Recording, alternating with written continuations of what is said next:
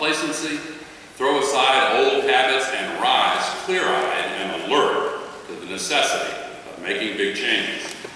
Those who, for whatever reason, refuse to do their part in such times must either be persuaded to join the effort or asked to step aside. This is such a moment. The survival of the United States of America as we know it is at risk, and even more if more should be required. The future of human civilization is at stake. I do not remember a time in our country when so many things seem to be going so wrong simultaneously. Our economy is in terrible shape. Gasoline prices are increasing dramatically, and so are electricity rates. Jobs are being outsourced, home mortgages are in trouble. Banks, automobile companies, other institutions we depend upon are under growing pressure. Distinguished senior business leaders are telling us that this is just the beginning unless we find the courage to make some major changes quickly. The climate crisis in particular is getting a lot worse much more quickly than predicted. Scientists with access to data from Navy submarines traversing underneath the North Polar ice cap have now warned us that there is a 75% chance that within only 5 years the entire North Polar ice cap will completely disappear during the summer months. This will further increase the melting pressure on Greenland. According to experts, one of the largest glaciers there, the Jacobshavn Glacier, is moving at a faster rate than ever before, losing 20 million tons of ice every day. That's equivalent to the amount of water used in a year's time by the residents of our largest city, New York City. 2 major studies from military intelligence experts have warned our leaders about the dangerous national security implications of the climate crisis, including the possibility of hundreds of millions of climate refugees destabilizing nations around the world. Just 2 days ago, 27 senior statesmen and retired military leaders warned of the national security threat from what they called an energy tsunami that would be triggered by a loss of our access to foreign oil. Meanwhile, the war in Iraq continues, and now the war in Afghanistan appears to be getting worse. And by the way, our weather sure is getting strange, isn't it?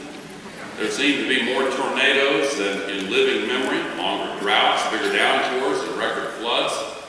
Today, unprecedented fires are burning in California and elsewhere in the American West.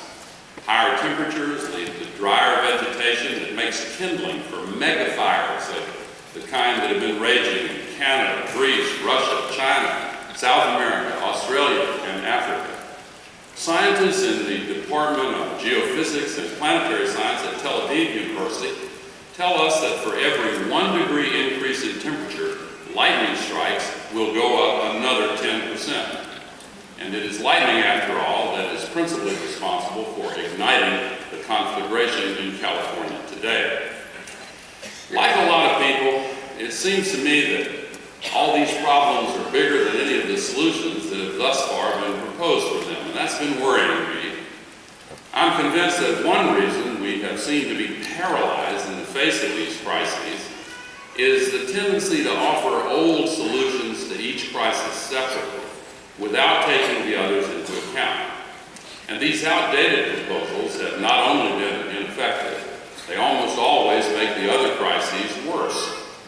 Yet, when we look at all 3 of these seemingly intractable challenges at the same time, we can see the common thread running through them, deeply ironic in its simplicity.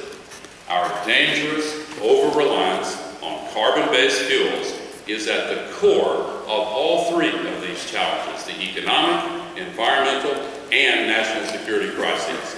We're borrowing money from China to buy oil from the Persian Gulf to burn it in ways that destroy the planet. Every bit of that has to change.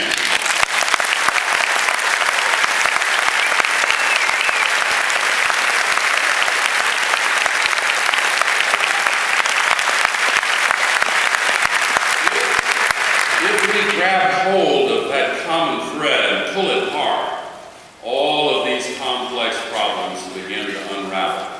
And we find that we're holding the answer to all of them right in our hand. The answer is to end our reliance on carbon-based fuels.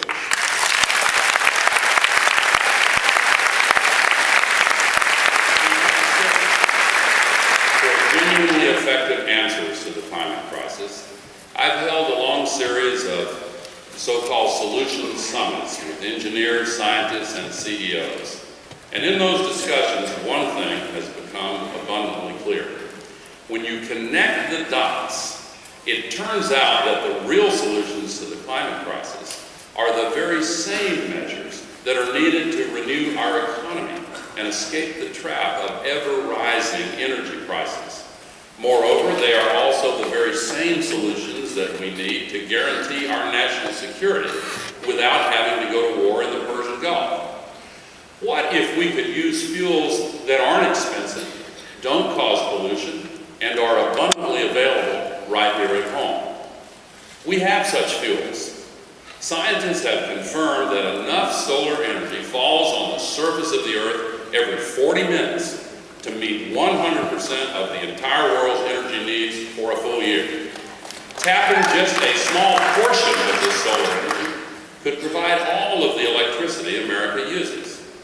And enough wind power blows through the Midwest corridor every day to also meet 100% of U.S. electricity demand.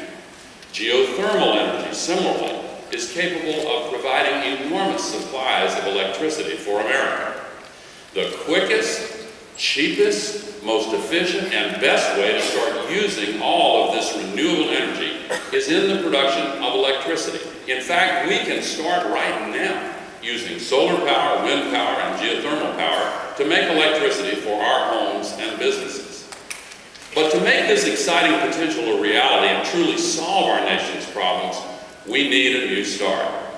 That is why I'm proposing today a strategic initiative designed to free us from the crises that are holding us down and to regain control of our own destiny. It's not the only thing we need to do, but this strategic challenge is the linchpin of a bold new strategy needed to repower America. So today, I challenge our nation to commit to producing 100% of our electricity from renewable energy and truly clean, carbon-free sources within 10 years.